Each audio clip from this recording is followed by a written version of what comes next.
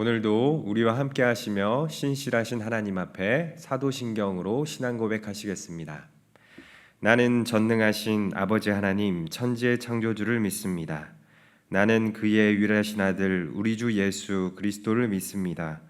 그는 성령으로 잉태되어 동정녀 마리아에게서 나시고 본디오 빌라도에게 고난을 받아 십자가에 못 박혀 죽으시고 장사된 지 사흘 만에 죽은 자 가운데서 다시 살아나셨으며 하늘에 오르시어 전능하신 아버지 하나님 우편에 앉아 계시다가 거기로부터 살아있는 자와 죽은 자를 심판하러 오십니다.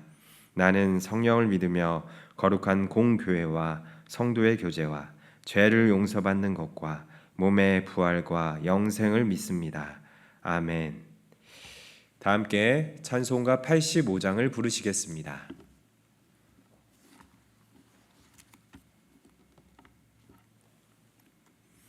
찬송가 85장입니다.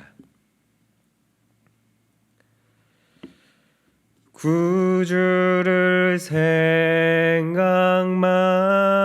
해도 이렇게 좋거든. 주 얼굴 배울 때에야 얼마나 좋으랴.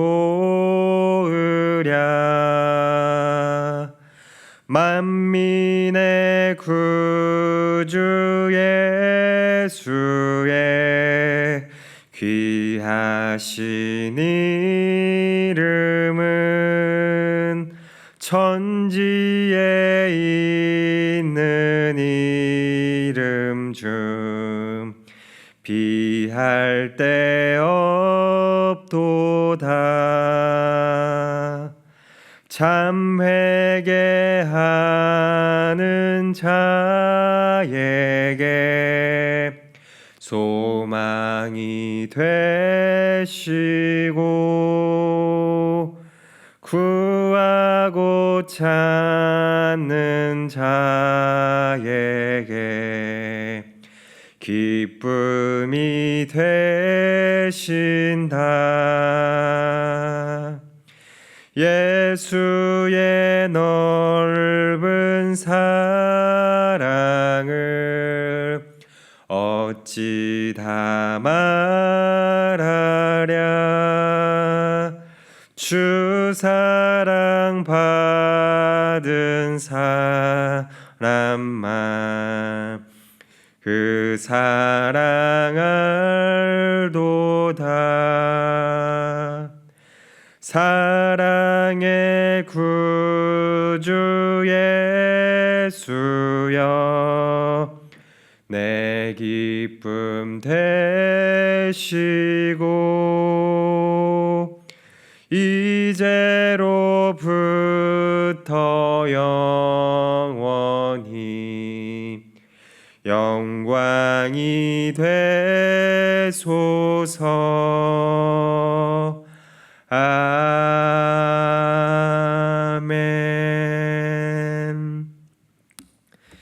오늘 우리에게 주시는 하나님의 말씀은 히브리서 3장 1절에서 11절까지 말씀입니다.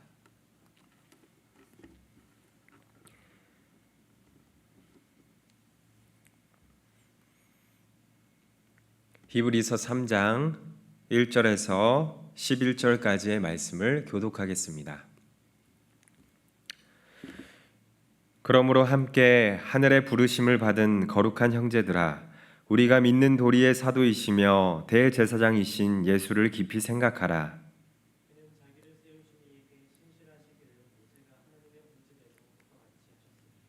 그는 모세보다 더욱 영광을 받을 만한 것이 마치 집 지은 자가 그 집보다 더욱 존귀함 같으니라. 또한 모세는 장래에 말할 것을 증언하기 위하여 하나님의 온 집에서 종으로서 신실하였고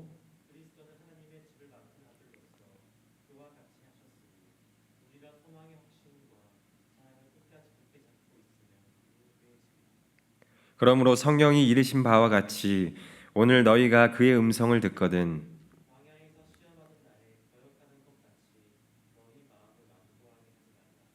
거기서 너희 열조가 나를 시험하여 증험하고 40년 동안 나의 행사를 보았느니라.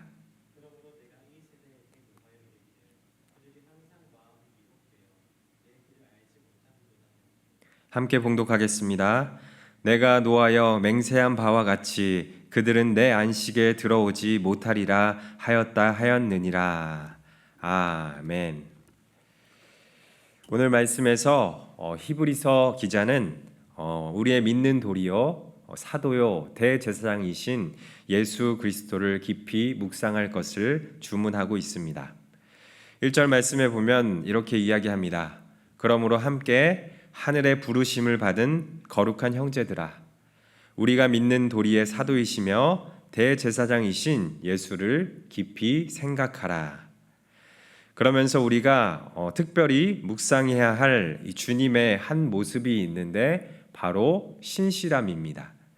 그래서 2절에 보게 되면 그는 자기를 세우신 이에게 신실하시기를 모세가 하나님의 온 집에서 한 것과 같이 하셨으니 이렇게 이야기하고 있습니다.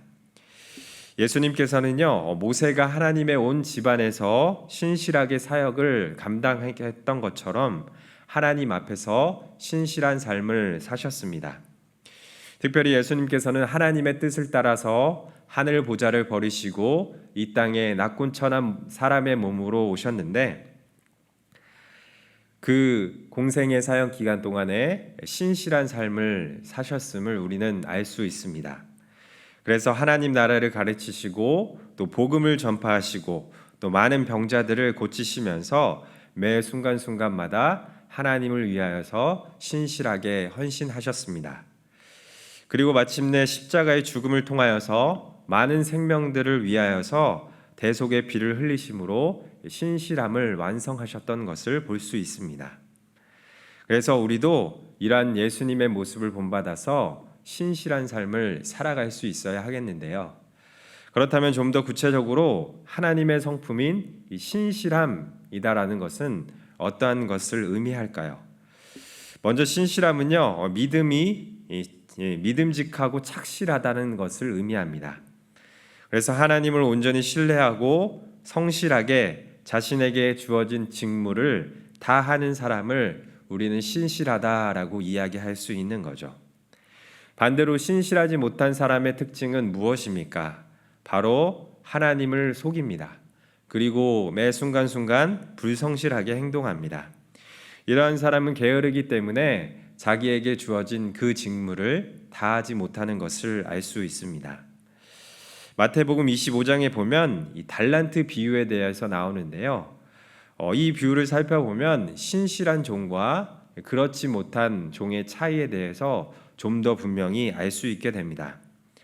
한 주인이 타국에 가게 되어 종들을 불러서 각각 달란트를 나누어 줍니다. 한 종에게는 5달란트를, 다른 종에게는 2달란트를, 또 다른 종에게는 1달란트를 나누어 줍니다. 그리고 나서 훗날 때가 되어 주인이 돌아오게 되었고 이들과 함께 어떻게 지냈는지 결산하게 됩니다.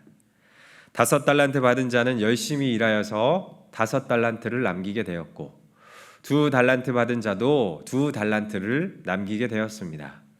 그러나 안타깝게도 1달란트 받은 자는 땅 속에 달란트를 감추어 두었고 아무것도 남기지 못하였던 것을 우리는 볼 수 있습니다. 이제 주인이 이들을 평가합니다. 5달란트, 2달란트 받은 종에게는 잘했다, 충성된 종아 라고 이야기를 하시면서 더 많은 것들을 맡기겠다라고 칭찬하시는 것을 볼 수 있습니다. 바로 주인이 믿을 만한 성실한 삶을 살았다라는 것입니다. 그러나 1달란트 받은 종은요, 책망을 받으면서 바깥 어두운 데로 쫓겨나는 것을 볼 수 있습니다. 바로 이것이 신실한 종과 그렇지 못한 종의 차이다라고 이야기할 수 있는 거죠. 사랑하는 성도 여러분, 하나님께서는요, 우리에게 신실하신 하나님이십니다. 하나님은 온 세계를 운행하고 통치하시며 우리 한 사람 한 사람을 사랑하시고 또 우리 한 사람 한 사람을 세밀하게 인도하여 주시는 신실하신 하나님입니다. 그리고 예수님도 여러분 마찬가지로 이 땅에서 신실한 삶을 살아가셨습니다. 그리고 성경의 많은 인물들도요, 자기에게 주어진 그 직무에 신실하게 삶을 살았다라고 하는 것이죠.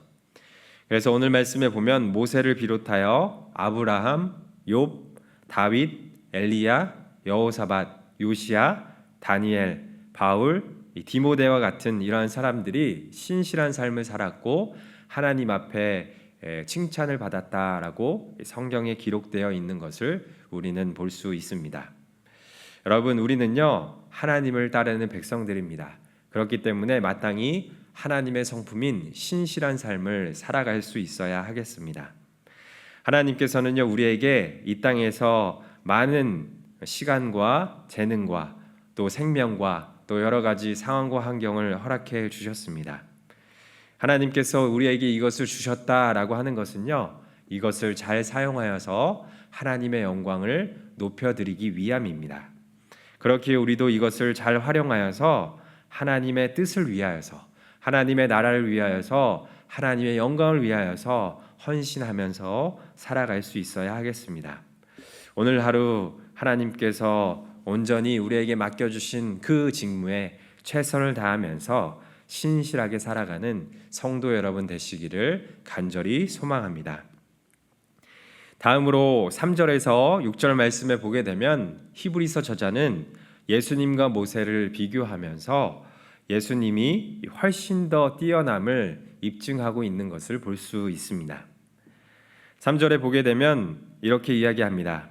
그는 모세보다 더욱 영광을 받을 만한 것이 마치 집 지은 자가 그 집보다 더욱 존귀함 같으니라. 아멘.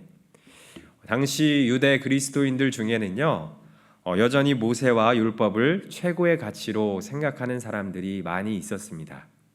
그리고 반대로 더 이상 모세의 율법도 필요하지 않다라고 생각하는 사람들도 있었습니다.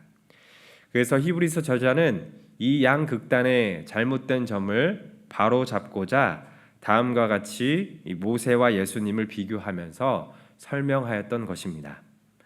자, 그렇다면 먼저 모세는 누구일까요? 그는 하나님의 선민 이스라엘 백성들을 세우기 위하여서 하나님에게 택함을 받은 자입니다. 바로 이스라엘의 지도자입니다. 그리고 이스라엘 민족의 1등 공신이다라고 이야기할 수 있습니다. 그렇기에 당시에 많은 사람들이 모세를 신과 같이 여겼다라고 하는 것이죠. 그러나 5절 말씀은 이렇게 이야기합니다. 아무리 모세가 훌륭하고 큰 일을 감당하였다고 할지라도 그는 하나님 앞에서 하나님의 집을 위하여서 쓰임을 받은 한 종에 불과하다라는 것입니다. 그는 겨우 한 사람에 지나지 않는다라는 것을 이야기하고 있는 것이죠. 반면에 예수님은 어떠한 분입니까?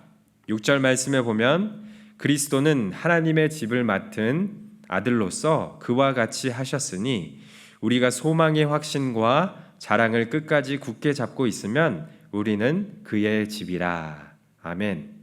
예수 그리스도는 하나님의 아들이시다라고 이야기하고 있습니다.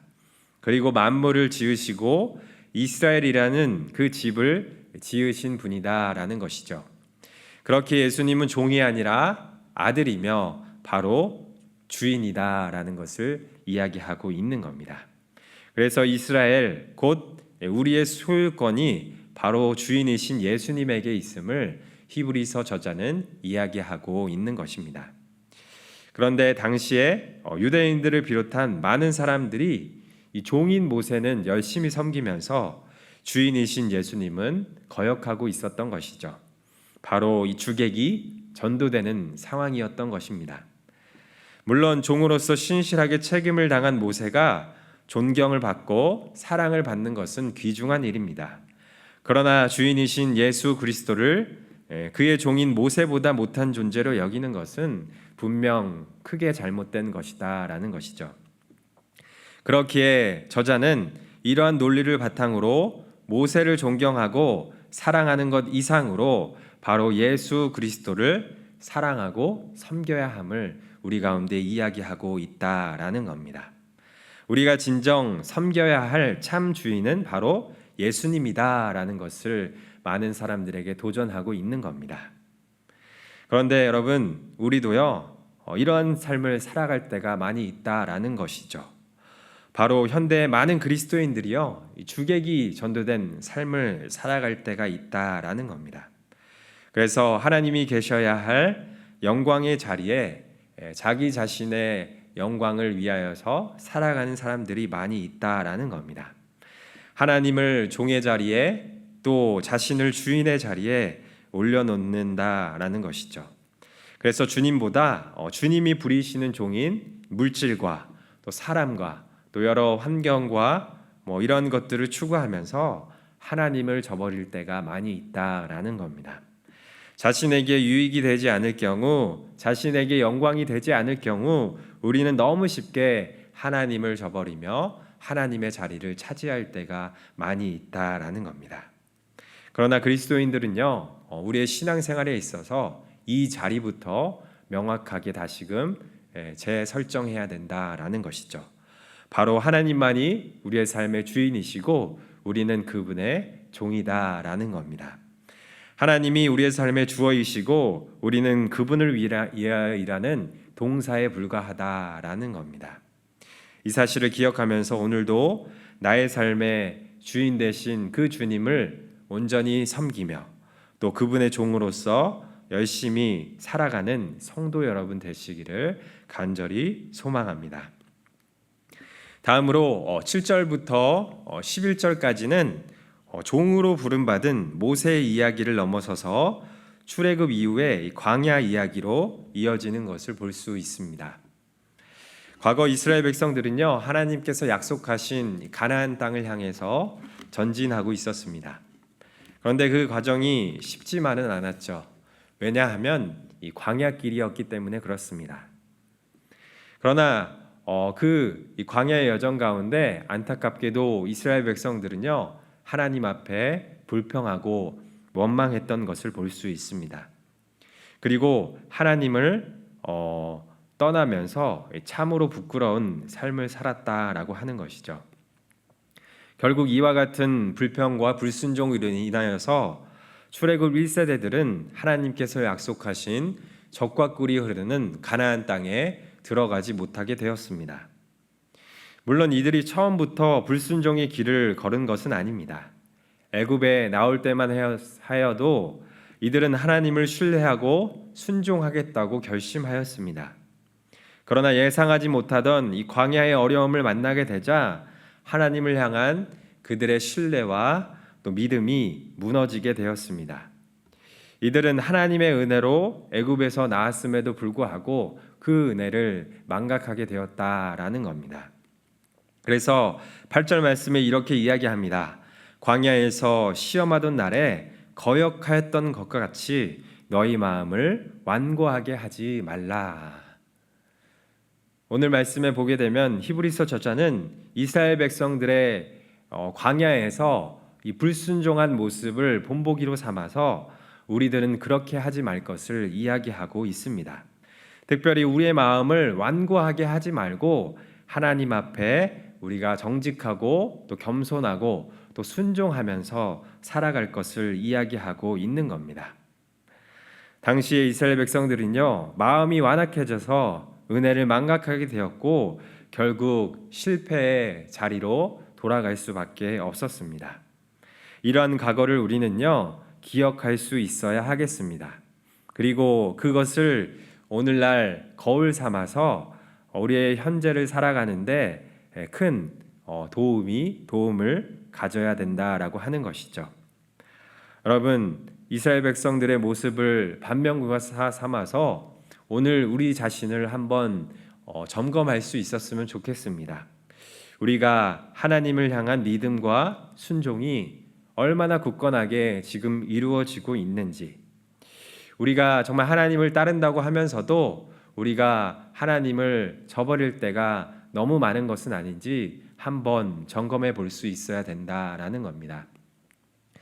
여러분, 우리는요, 이 세상을 살아가는데 이 세상의 삶이 광야와도 같습니다. 결코 쉽지 않은 삶을 살아갈 수밖에 없다라는 겁니다. 그래서 이 세상 가운데 많은 근심과 걱정과 염려, 또 많은 문제들이 산적해 있고 또 그 어려움들이 우리를 넘어지고 또 지치게 만든다라고 하는 것이죠. 그리고 그러한 시련들이 우리를 하나님으로부터 멀어지게 할 수도 있다라는 겁니다. 그렇게 우리는요, 어떻게 살아가야 하겠습니까? 이 땅에서 어떤 어려움이 있더라도요, 절대 포기하지 말고, 특별히 마음을 완악하게 하지 말고 온전히 하나님을 계속 의지하며 신뢰하며 섬길 수 있어야 된다라는 겁니다.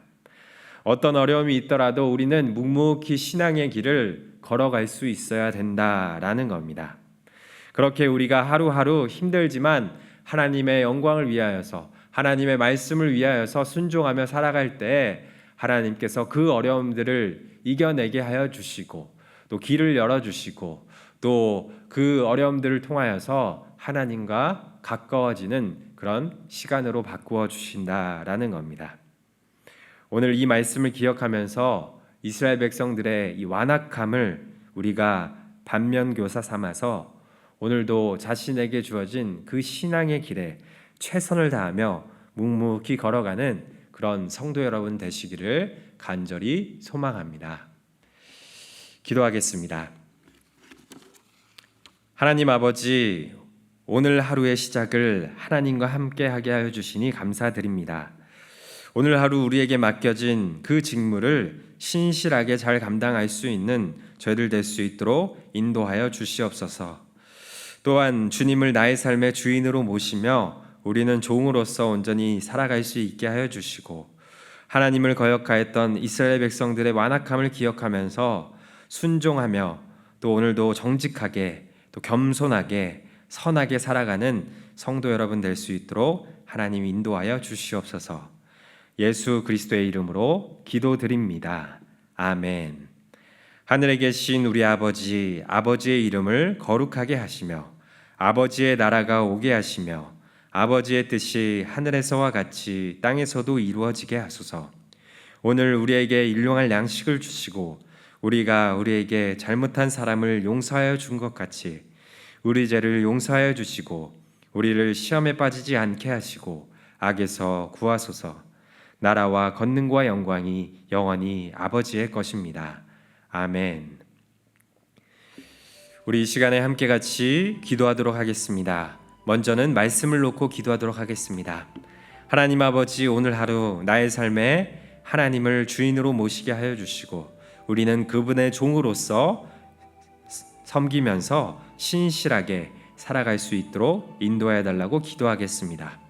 또한 광야에서의 이스라엘 백성들의 완악함을 반면교사 삼아서 오늘도 우리에게 주어진 그 신앙의 여정 가운데 최선을 다하면서 순종하면서 묵묵히 걸어가는 성도들이 되게 해달라고 기도하겠습니다. 다음 오늘 월요일은 이 구미교회의 비전을 위하여서 기도하는 날입니다. 하나님의 은혜로 풍성한 생명, 건강한 교회를 이루게 하여 주시고 153 올람운동이 은혜 가운데 잘 진행되게 하여 달라고 기도하겠습니다. 다음은 지역사회를 위하여서 기도하겠습니다. 우리 교회로 말미암아 지역사회가 더 풍성한 생명력을 얻게 하여 주시옵소서 기도하겠습니다. 또 우리 주변에 어려움을 당하는 환우들의 회복을 위하여서 기도하시고 여러분들의 개인적인 기도 제목을 가지고 기도하시기 바랍니다. 하나님께서 우리의 기도를 들으시고 반드시 응답하여 주실 줄 믿습니다. 함께 기도하겠습니다.